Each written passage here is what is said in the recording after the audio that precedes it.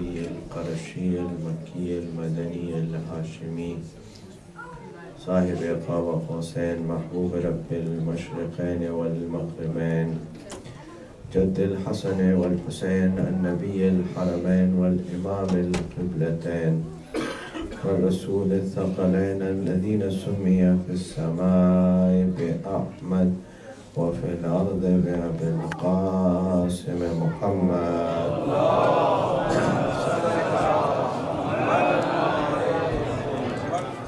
وعلى أهل بيته الطيبين الطاهرين المعصومين المظلومين المنتخبين المنتجبين لا سيما بقية الله في الأرض الروح وأرواح العالمين لتراب مقدمه الفداء واللعنة الدائمة الباقية على أعدائهم ومنكر فضائلهم وغاصب حقوقهم أجمعين من يوم عداوتهم إلى قيام يوم الدين.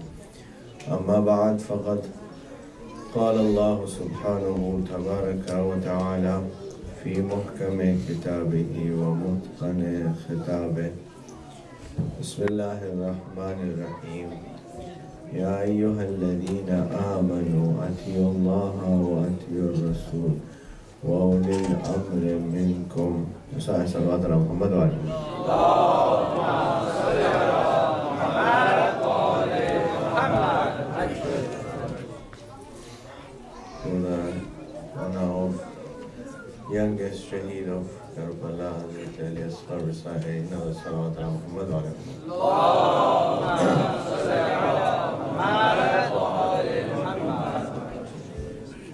and to hasten the reappearance of our awaited Imam recited third salawat ala Muhammad wa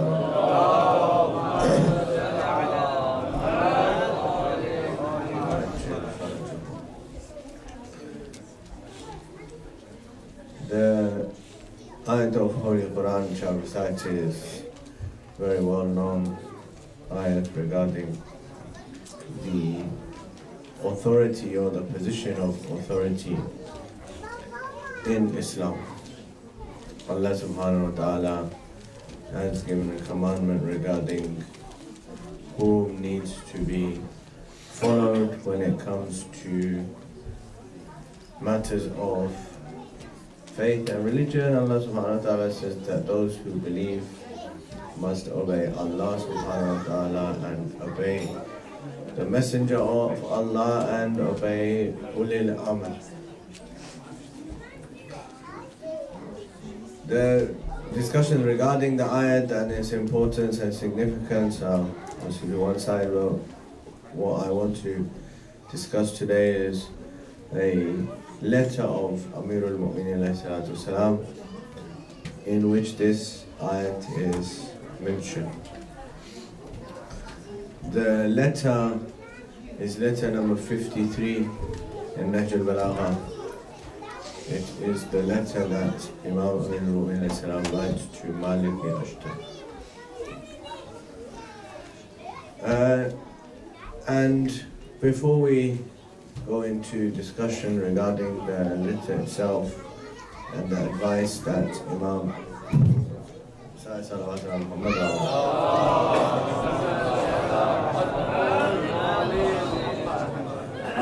before we go into the discussion regarding the advice that Imam Amirul Mu'mineen gives to Malik Ashtar regarding governance and how to rule, I want to briefly mention the importance of the book Nahj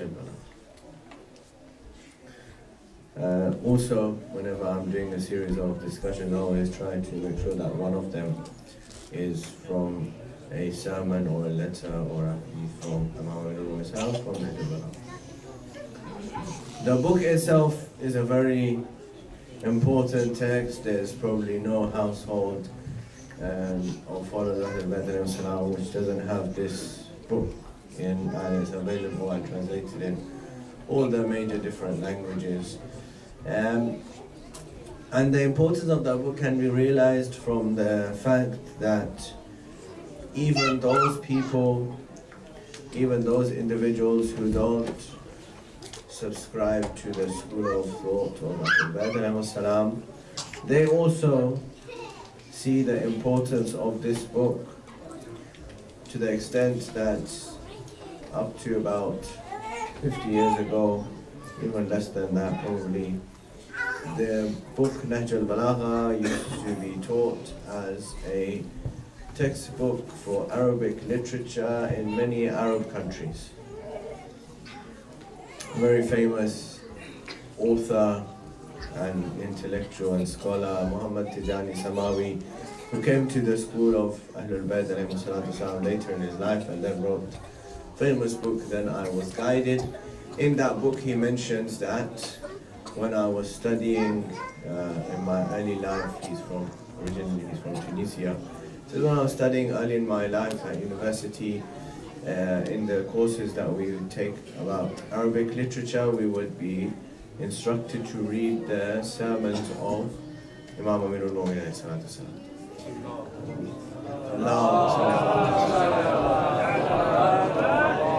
And he recalls that on one occasion we were reading through one of the sermons in order to look at the language that has been used, and I asked regarding the content of the sermon. I asked my teacher that this sermon seems very interesting, what is it about, what are the historical details regarding the sermon? And he replied to me, you don't need to worry about that, just read the text as this is prescribed as literature to improve your language skills, improve your writing skills. That's all you study. So, and I may have shared this story to show the importance of the book, even amongst those who don't consider it important from a religious point of view. Secondly is the debate that has existed for some time but became more prominent because an intellectual scholar of our age decided that they would challenge the authenticity of Nahj al-Balagha and say that the sermons within Nahj al-Balagha did not belong to Amirul Mu'minin salam, but were brought later on. So for that, there were two responses that we mention from the scholars. First of all is that from the historical point of view, all the sermons and letters and sayings that have been mentioned in Nahj al-Balagha can be found in books and texts prior to the birth of Sayyid al-Razi rahmatullah alayhi, who compiled Nahj al-Balagha. Therefore, to attribute them to Sayyid al-Razi would be incorrect, because even before he was born these things existed.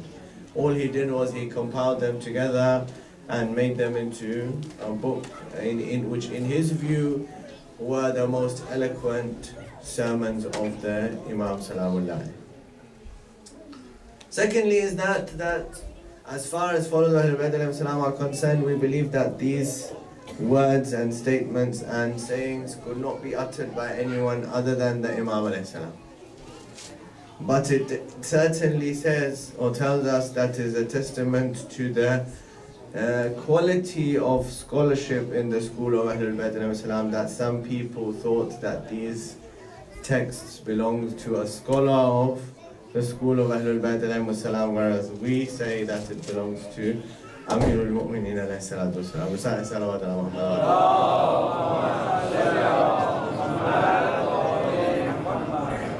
Nahj al-Balagha itself, as you know, is divided into three parts. The first part are the sermons of Imam Amirul Mu'minin salam, which he delivered on different occasions. The second part are letters that he wrote to different people. And the third are the short sayings, which are at the end of the book. This, as I said, is letter number 53 of Nahj al-Balagha. It's famous, obviously mentioned in other sources as well. In fact, it's so famous that the former Secretary General to the United Nations, Kofi Annan, when he was Secretary General to the United Nations, recommended that Arab nations take the advice from this letter to improve governance in their countries.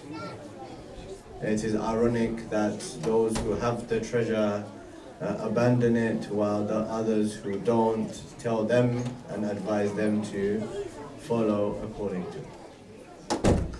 So of course we're not living in any Islamic government, nor are we intending on establishing one, but the principles that are mentioned in the letter are relevant to all of us.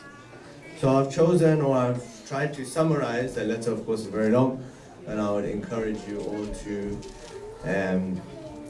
go back and read the letter in its entirety, in whichever language that you feel comfortable. As we said, Nahj al-Balagha is translated in all the languages. It's letter number 53 in Nahj al-Balagha. But what I'm going to do is I'm going to summarize the main points from the letter and the lessons that we get from those points that the Imam mentions to Malik Ashtar. Before I begin on the letter, one final thing regarding Malik Ashtar. What is his position? What is his status?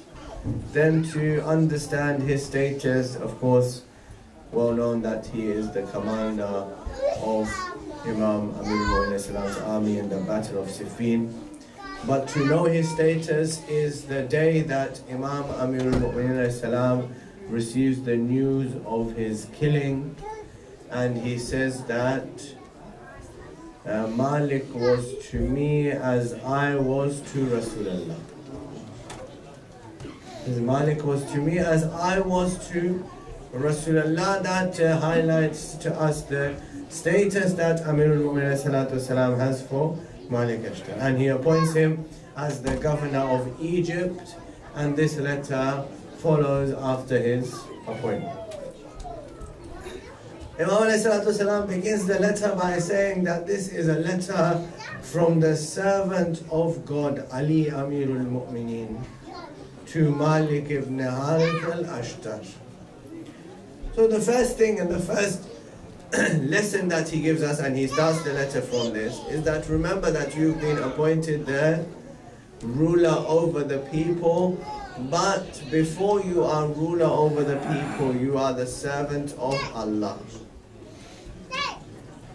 Just because you become a ruler over the people does not entitle you to act like the rulers of past, like Pharaoh and Namrud and Haman and Shaddad. You are still the servant of Allah, and you have been entrusted the responsibility. And the first thing and the first honor is to be servant of Allah. And to be the servant of Allah is the greatest honor, because Allah subhanahu wa ta'ala says regarding the Holy Prophet of Islam, when he takes him to Mi'raj, Subhanalladhi asra bi'abdihi laylan min al-masjid al-masjid al-aqsa. Blessed is he who took his servant on a journey. That if you want to go to the highest point that Allah subhanahu wa ta'ala has created, you have to be the servant of Allah in order to get to the highest point. The Holy Prophet of Islam is referred to as the servant of Allah in this verse when he's going to the highest point of Allah subhanahu wa ta'ala's creation. So this is the first lesson that he gives, that no matter what you achieve in your life, no matter how many achievements you get in your life, no matter how many letters you put after your name or before your name, you are still the servant of Allah. What happens to us? We get some letters after our name or before our name, and then we don't consider the other people to be equal to us.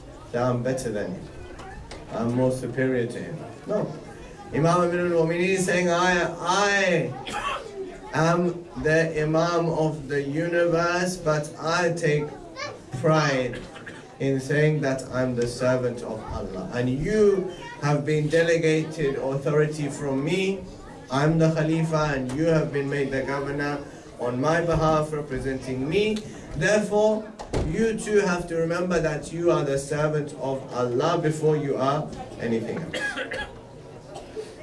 Then he says, remember that the most valuable wealth, the most valuable treasure that you have is not the money and the wealth and the gold and the silver and the commodities that are found in the treasury. No, these things are not the valuable treasure that you have. Then he says the most valuable treasure that you have is amalun salih, is your righteous deeds. Your righteous deeds, these are your most powerful treasure. This is how people will judge you. This is the second point. He says that, remember, you're not the first person to be appointed governor of this place. People came as governors before you. And some of them were good, some of them were not. Invariably, people will judge you on the basis of the governors that came before you. They will compare you to those people who came before you. And so you should remember that neither you should become too pleased when they praise you, nor should you become too sad when they don't like you or they criticize you, because they'll compare you to people who came before you. And similarly to us, Allah subhanahu wa ta'ala is also reminding us that Imam begins with that by saying that you're the servant of Allah. Therefore you have to remember that whatever good and evil and whatever judgment is going to be made is going to be made by Allah subhanahu wa ta'ala. People will say things, people will say good things and they will say evil things about you. But you have to remember, that you shouldn't become happy over what people say, nor should you become sad over what people say. You have to make sure that you're doing the right thing. Your responsibility is to make sure that you're doing the right thing. This is the second lesson that he gives. The third lesson that he gives is a very important one. It's a part of a hadith that's very well known. It's quoted a lot. It comes from this letter. Imam Amirul Mu'mineen salam says, in your ri'ayah, in your governance, in the place that you are ruling, there are two types of people. There are two types of people. Who are they? Either they are your brothers in faith, or they are your equals in humanity. So either you have a relationship with them based on their faith, or you have a relationship with them based on their humanity. Just because they are not Muslim does not mean that you can trample over their rights. Just because they don't share the same faith as you does not mean that they have no rights within you, or you don't listen to them, or you ignore them, or you don't fix their problems. No, you have a responsibility towards both of them. You have a responsibility towards those who are believers in terms of their belief, and you have a responsibility to the rest of them in terms of their humanity. This is very important. People come and they say, no, well, we can, just because this person is not Muslim, we can cheat him, we can steal from him, we can do this, we can do that. This thought process can belong to any school, it cannot belong to the school of Amirul Mu'mineen. This thought process cannot belong to the one who says, I'm a follower of Amirul Mu'mineen. Amirul Mu'mineen is saying he is your equal in humanity. That means you can't cheat him. That means you can't steal from him. That means you can't oppress his rights just because he's not Muslim. No. And particularly if you're living like we're living in non-Muslim society, is even more important. That you make sure that that you might be the only Muslim person that person interacts with. And if you left a bad impression with that person, then that means that's what that person will think about Islam. If I'm the only person this non-Muslim person meets in their whole life, and I did something evil with him, I didn't give him his rights, or I did not act with him in the way that I was supposed to act, that person will think of Islam in that way, and I would be responsible for that. So Imam is saying that, remember that these are your two categories of people. You have to give both of them your rights. The other thing he says that, remember that if somebody does something wrong, as they will, Of course, people do things wrong all the time. He says if somebody does something wrong, then be quick to forgive them. And then he gives us a principle in this. He says, why? He says, be quick to forgive them because you too expect Allah to forgive you. You expect Allah to forgive you. I expect Allah to forgive me for the things that I did, even though I knew that they were wrong. I didn't do them out of ignorance. I knew that what I was doing was wrong, but I still expect Allah subhanahu wa ta'ala to forgive me because I believe He's merciful. So Allah says, because you expect me to forgive you, then when I've put you in a position of power, then you should be willing to forgive other people as well. And if you're not willing to forgive other people, then Allah will say, you are not willing to forgive my servants, so why do you expect me to forgive you? When you are not willing to forgive those people who are my servants, then why should I forgive you? So be quick to forgive people.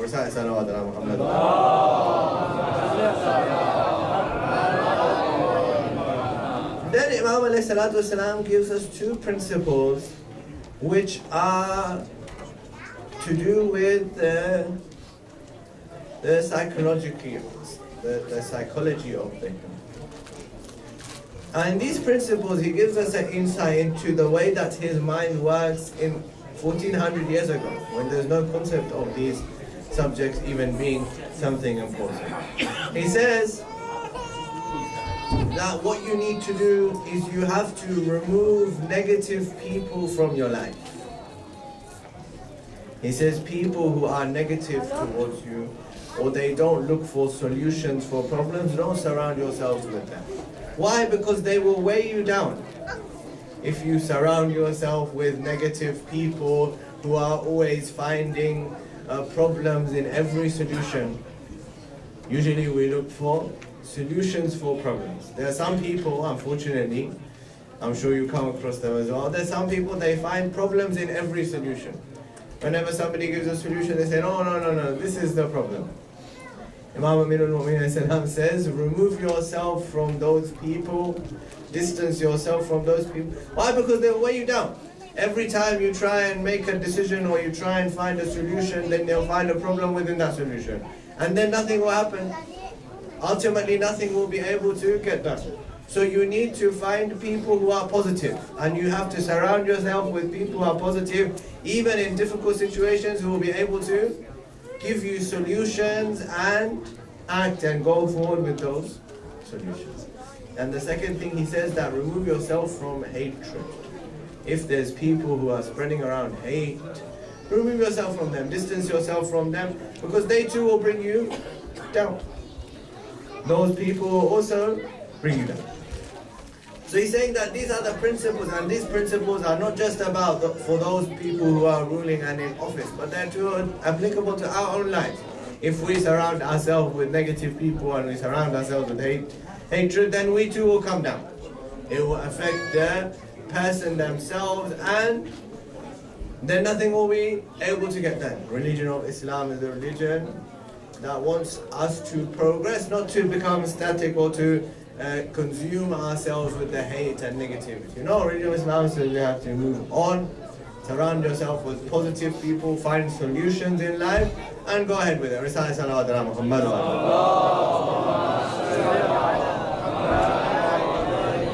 Then Imam gives us a very important principle. And this principle is the principle that is perhaps the pinnacle of belief in the school of Ahlul Bayt. And that, he says, is that equality and justice are not the same thing. Equality and justice are not the same thing. In Urdu we use adl and insaf interchangeably. We mean the same thing. In Farsi we do the same thing. Adl and insaf. But in Arabic, adl and insaf are different. They have different meanings. This is what Imam is hinting us towards. He says that it's possible that when you do insaf, that it might be adl, but it's possible it might not be. Let me give you an example. So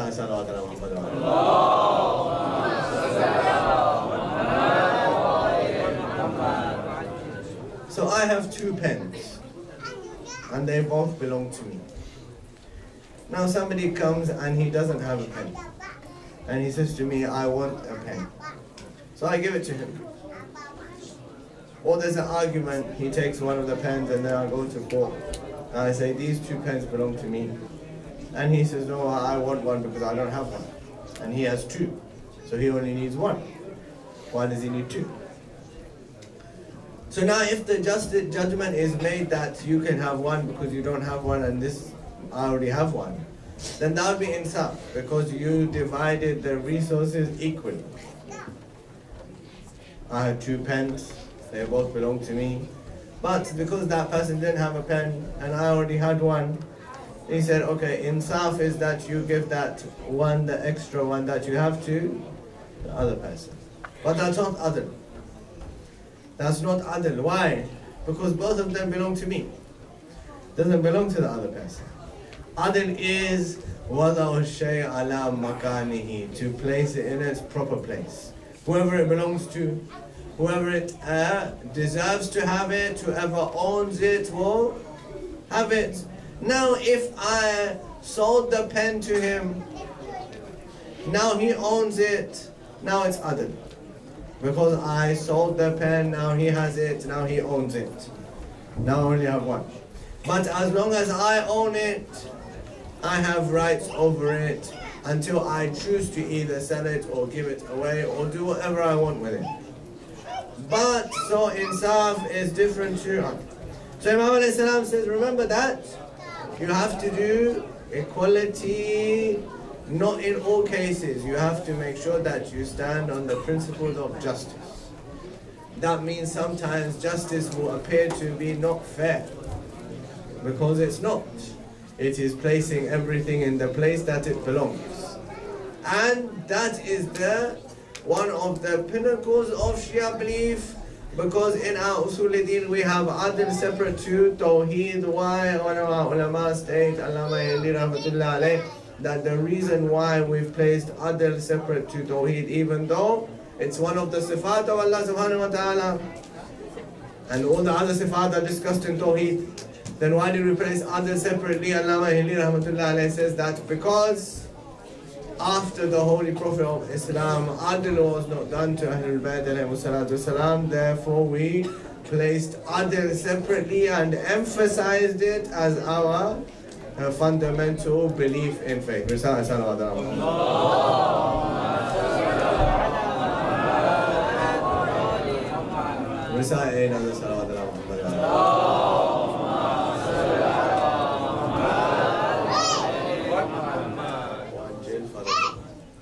Then Imam al-Islam, now he returns back to giving us more practical solutions.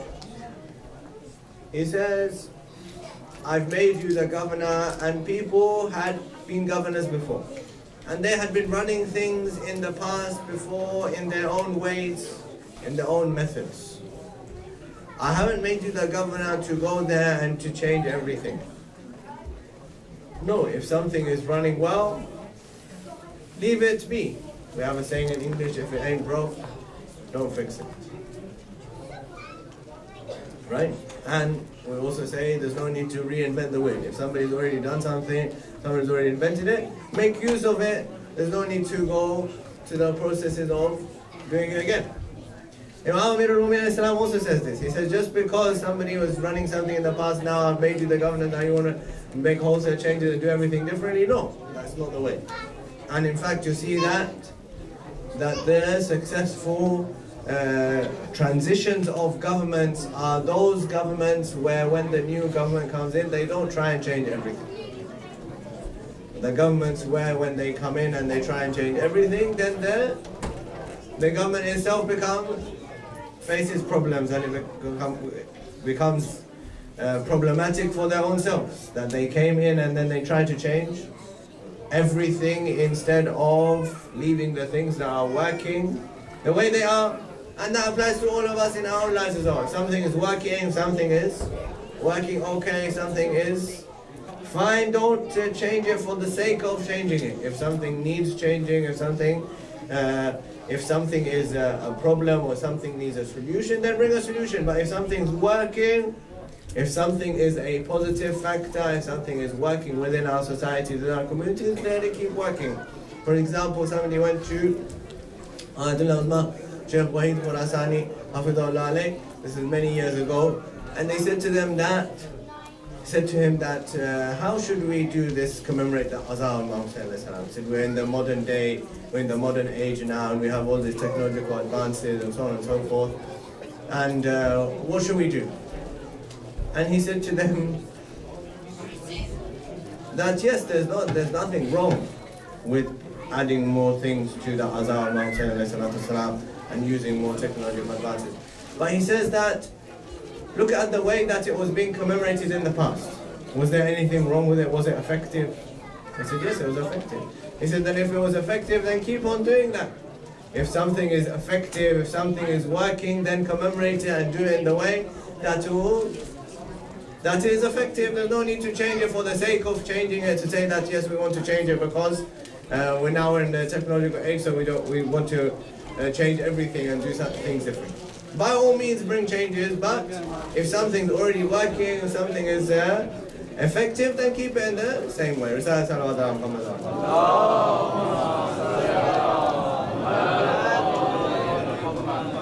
The next 2 points that I've summarized that he's mentioning are to do with other people. So he says, first of all,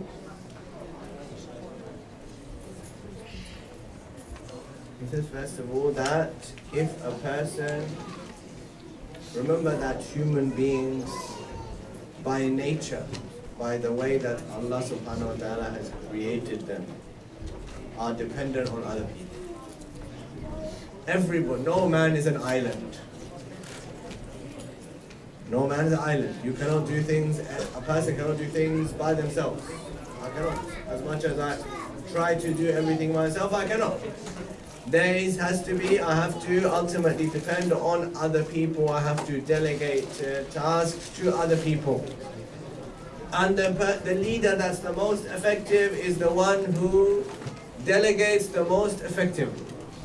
The leader that's the most effective is the one who knows how to delegate, what to delegate, the one who knows that this is what you need to do, this is what you need to do, and this is what I need to do.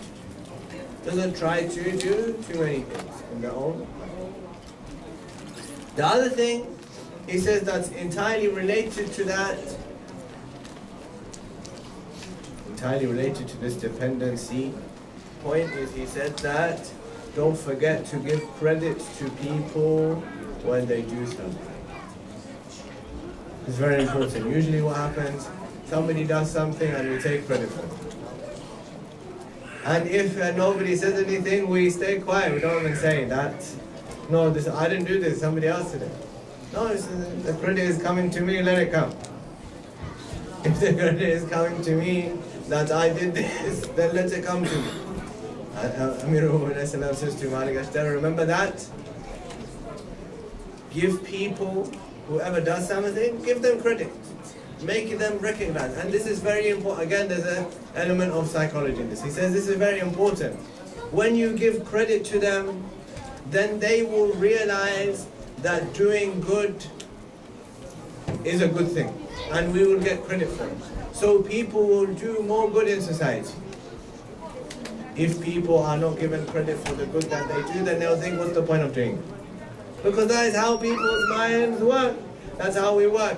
Imam, another famous saying, he says that there's 3 types of worshippers. There's the worshippers who worship him because they want heaven. This is the worshippers who are the tujjar, the merchants. Then there's the worshippers who worship him because they're afraid of the hellfire. These are the worshippers who are the slaves, the abid, who are the slaves. They are scared that they will be thrown in the hellfire, therefore they worship. And then there's the worshippers who worship because he's worthy of worship. This is the worship of the thankful ones. That is the Ma'sumin alayhi salatu wasalam, and those who reach the highest levels of taqwa that Imam said, وَجَدْتُكَ أَهْلًا لِلْعِبَادَةِ, that I found him worthy of being worshipped, so I obeyed him. Recite But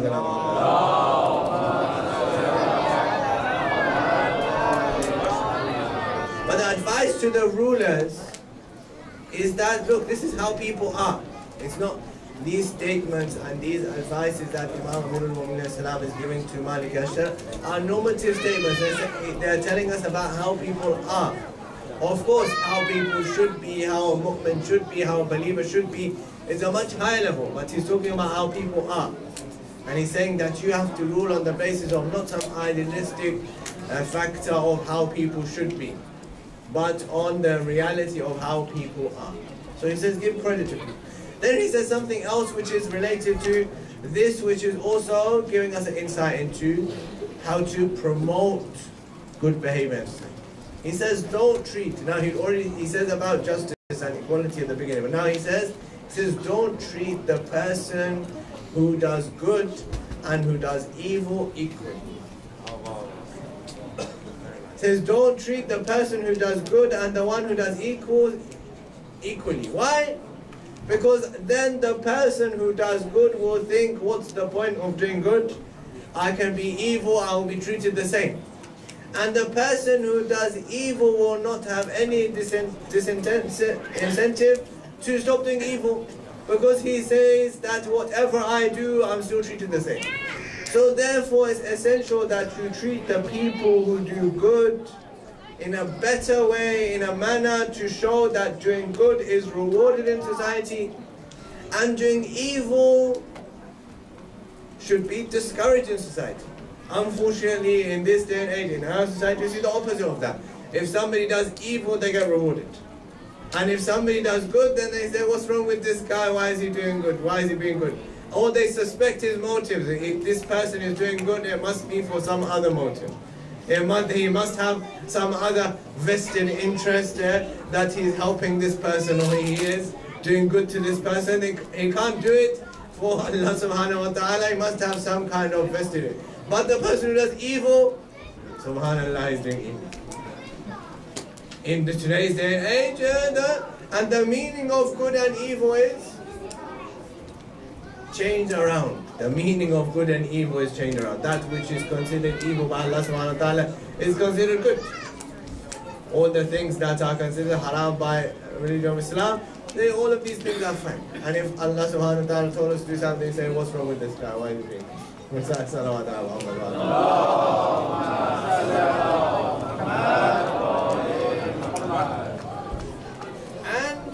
Final thing that I want to mention, obviously there are many more points, but final thing that I want to mention before we conclude is that Imam Amirul Mu'mineen says, and this one is very important.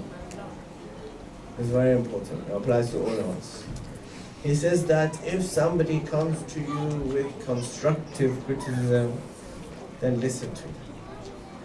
Take that on board and try to implement it into your life.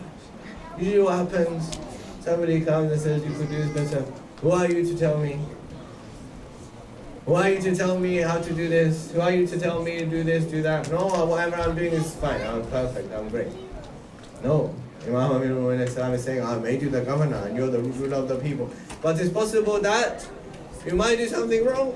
It's possible that you might need improvement. It's possible that somebody comes to you and brings you constructive criticism and tells you that this is good for you and this is evil for you. So take it on board and contemplate over it, think over it, and then implement it into your life.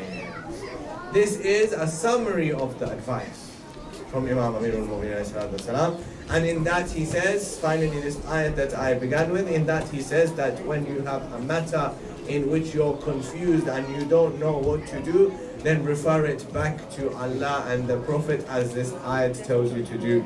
That, O you who believe, obey Allah and obey Rasulullah and obey Ulil Amr, and in a matter where you are confused, refer that matter back to Allah and the Messenger in order for you to be successful. In this matter of how to refer things back to Allah and the Messenger, Amirul Mu'mineen alayhi salatu wassalam throughout his life, this is what he does. Amirul Mu'mineen alayhi salatu wassalam throughout his life, what does he do? He takes people towards Allah and the Messenger. Never in his whole life does he say, look at me, look how amazing I am. He says, no, follow Allah and the Messenger. Why do we want to talk about Amirul Mu'mineen alayhi salam? Why do we speak about him? Because he takes you to Allah and the Messenger. Amirul Mu'mineen alayhi salatu wasalam, in his whole life, he takes you to Allah and the Prophet. He doesn't take you to anyone else. Amirul Mu'mineen alayhi salatu wasalam, in his whole life, that's all he does. He takes you to Allah and this is what he's advising to Malik that when you are concerned in a matter that you don't know how to resolve it, go towards Allah and the Prophet. And whenever the message of Allah and the Prophet is in danger, whenever the message of Allah and His Prophet is under threat, whenever the message of Allah and the Prophet needs somebody to help, then always there's an Ali who stands and assists in that matter. Whenever the message of Allah and the Prophet needs somebody, then that person who stands is an Ali. Whether in the time of the Prophet it was Ali ibn Abi Talib, or after the Prophet it's going to be Ali as-Sajjad, it's going to be Ali Akbar, and even the 6-month-old Ali Ashtar. Why? Because the message of Allah and His Prophet is in danger. Because the message of Allah and His Prophet is in danger, therefore we will stand and defend this message, even if I'm so young that I can't speak. Even if I'm so young that I need somebody to take me into the battle. Hussein alayhi salatu wasalam, the Maqatil stands on Till Zanabiya and he calls out, Hal min nasirin yansuruna, Hal min mughithin yughithuna. Everybody's been killed. The battlefield of Karbala is full of bodies. And Hussein alayhi salam is standing and saying, is there anybody to help me? Is there anybody to come to my aid? Yabna Rasulullah, everyone's died. Why now are you asking for people to help you, for people to give you assistance? He says, remember that even now I'm giving the chance. I don't need assistance, I don't need help. I'm giving the chance. Who is there to come and help himself? Up to now, whoever wants to come and help himself can come to Hussein. Whoever wants to help himself can come to Hussein. When Hussein alayhi salam calls out this istighatha, there's sound of crying in the tents, wailing in the tents. Hussein alayhi salam comes into the tents. He says, oh my sister Zainab, I'm still alive. Oh my sister Zainab, I'm still alive. What is the reason for weeping and wailing while I'm still alive? Zainab says, oh my master Hussein, when you called out Hal min nasirin yansuruna, Ali Asghar dropped himself from the cradle. Ali Asghar dropped himself from the cradle. Perhaps Ali Asghar was saying, oh my father, how can you call out for aid while I'm still alive? While I'm still here. You recall at the moment when Imam Hussein was leaving Medina and Ali Asghar would not leave the lap of his sister Fatima Sughra. Everybody tried to take him from the lap of Fatima Sughra, but Ali Asghar would not leave. Until Imam Hussein comes close to him and whispers something in his ear. As soon as he whispers it in his ear, Ali Asghar leaves and goes into the lap of his mother. Years later on, somebody said to Imam Sajjad, what did your father say to Ali Asghar on that day? Imam Sajjad began to cry. He said, on that day, my father said to him, Ali Asghar, your name is in the list of Shuhada of Karbala. Your name is in the list of the Shuhada of Karbala. Hussein alayhi salam comes into the tent. He takes Ali Asghar in his arms and he says to his mother that I'm taking him to get some water. I'm taking him to get some water. Maybe if the enemies see that a baby is dying of thirst, they might be merciful and give him some water. Abab changes Ali Asghar's clothes and Imam Hussain takes him towards the battlefield. The day of Ashura is a really hot day. It's the middle of the day, right? In the desert of Karbala, it's very hot.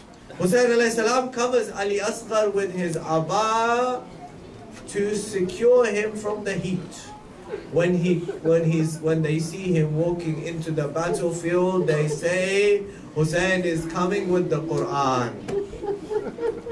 They say Hussain is coming with the Quran. Of course, Hussain was coming with a part of Quran in Atiq. Hussain alayhi salam was coming with Ali Asghar. And he was going to do itmam hujjat, complete the argument on the enemy. When he arrived, he uncovered Ali Asghar and he said, give the baby some water. Give the baby some water. The mother's milk has dried up. The heat is unbearable. There's silence in the enemy camp. There's silence in the enemy camp. Hussain says, if you think that I will take the water, when you come and give it to the baby, I will put the baby on the ground, you come and give it water yourself. Hussain places Ali Asghar on the burning sands of Karbala. And then he lifts him back up again. Why did he lift him back up? He said, have you forgotten that Ismail rubbed his feet on the ground and water emerged from the ground? Ali Asghar is greater than Ismail. If water emerges from the ground, the message of Karbala will be finished. Hussain lifts Ali Asghar from the ground. The enemies start to weep. One says to the other, what can a baby do to us? Give the baby water. Umar ibn Sa'ad senses that there's dissent in the army. He calls upon Harmala and he says, Harmala, iqta kalam al-Hussain. Cut off the words of Hussain. Umar ibn Sa'ad telling us, this isn't Ali Asghar, these are the words of Hussain. This is the kalam of Hussain. Harmala picks out an arrow, three-pronged arrow. A three-pronged arrow, my dearest, is used to hunt an elephant. A three-pronged arrow is used to hunt an elephant. Harmala places the three-pronged arrow in the bow. And then he releases. When he releases, it doesn't go on the target. He places the arrow again, it doesn't go on the target. Umar ibn Sa'ad comes to him, says to him, Harmala, if somebody asked me who is the most effective archer in Kufa, I would have mentioned your name without any hesitation. Why is it today that you can't land the arrow on the target? Harmala says, Allahu Akbar. Harmala says that whenever I release the arrow, I see that the curtain of the tent goes up. I am fearful that the baby's mother is watching. I'm fearful that the baby's mother is watching. Third time, Harmala places the three-pronged arrow in the bow and then he releases it. When he releases it, he's releasing it towards the neck of Imam Hussain alayhi salam. He's releasing it to the neck of Imam Hussain alayhi salam. Ali Asghar thinks to himself that if something happens to my father, I would be responsible. Ali Asghar flips on the hand of Imam Hussain. The a three-pronged arrow comes and lands on his neck. How big is the neck of a 6-month-old baby anyway? Allah. How big is a 6-month-old baby's neck anyway? Allah. The neck slice is open. The neck slice is open. And the blood comes into the hand of Islam. He wants to throw it on the ground. A sound comes from the ground. Hussein, this blood shouldn't drop on the ground, otherwise a crop will never grow from this earth again. He wants to throw it up to the sky. The sky calls out, Hussein, if a drop of this blood came to the sky, it will never rain again. Mirani says, Inka asma ko hai, razi zameen nahi, asghar tyauhar khoon ka ठिकाना kahin nahi. He takes the blood and he rubs it on his face. He says, oh Allah, on the day of judgment, I will come with this blood-stained face to get justice from you for the killing of this baby. Allah. Hussein alayhi salatu wasalam, now he heads towards the tents. Every single shaheed who went into the battlefield, everybody knew he's going to die. He's going to come back dead. But Ali Asghar, he went to get water. Ali Asghar went to get water. How does Imam Hussein alayhi salam now go back into the tents? He goes towards the tents. He says, Inna lillahi wa inna ilayhi raji'un. Then he comes back saying, oh Allah, I am satisfied with what you have done, what you have put me through, but how will I go into the tent? He goes forward and back 7 times. On the 7th time he comes back and then he goes forward. Then he enters into the tent. A heartbreaking moment when he enters the tent. Sakina comes running and she says, oh my father, you didn't do justice. You gave my brother water, but I'm still thirsty. You gave my brother water, but I'm still thirsty.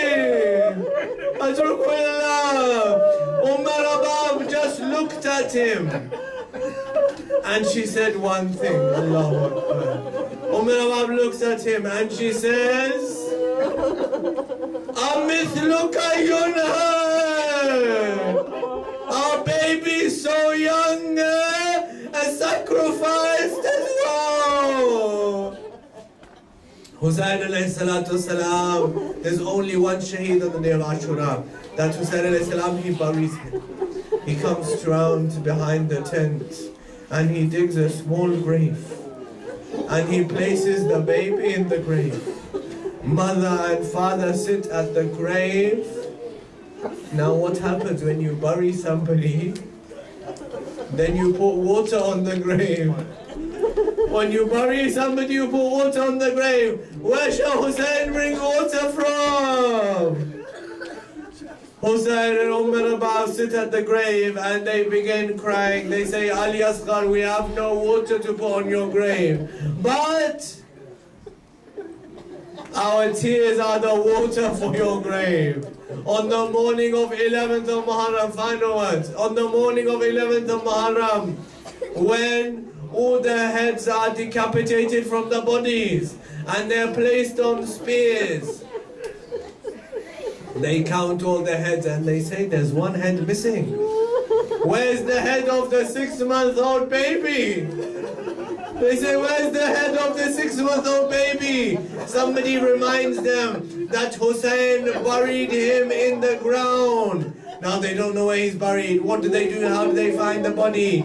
They start poking the spear into the ground of Karbala, looking for the baby's body. When they poke the spear around everywhere, finally the baby comes out. They place the baby on the spear and then begins the journey to Kufa and Sham. Our Alright, the Gawara is coming. Allah wa lanatullahi. على القوم الظالمين وسيعلم الذين ظلموا أي منقلب ينقلبون.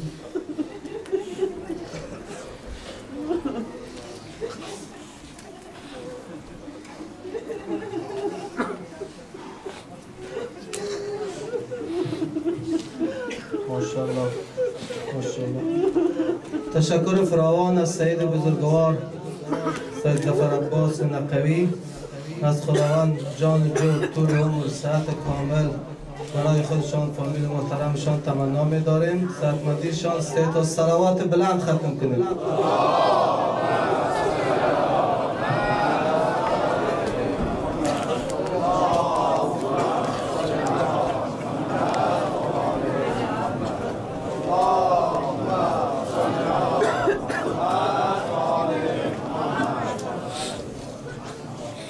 آقا صاحب تشریف میبرن دیگر دوستا هست برنامه ما ادامه دارن گواره میکشیم تا تشریف آوریشان اون طرف خانه بازم صلوات بلند بگیم درشان.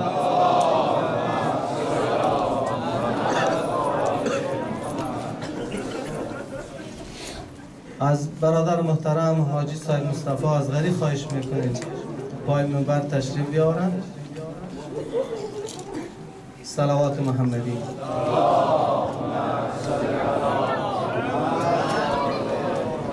آمرزش اموات، والدین، حقداران، ذوی الحقوق، اساتید، آنهایی که بالای ما حق دارند و یکی از برادران ما به نام آصف جان دفعتا امروز حمله قلبی سرش آمده در شفاخانه هستند. به برکت این شب وقت علی اصغر وقت بازی های بریده ابوالفضل قبل از اینکه مجلس ما ختم شود دوست ما با پای خود از شفاخانه طرف خانه خود بره صلوات محمدی.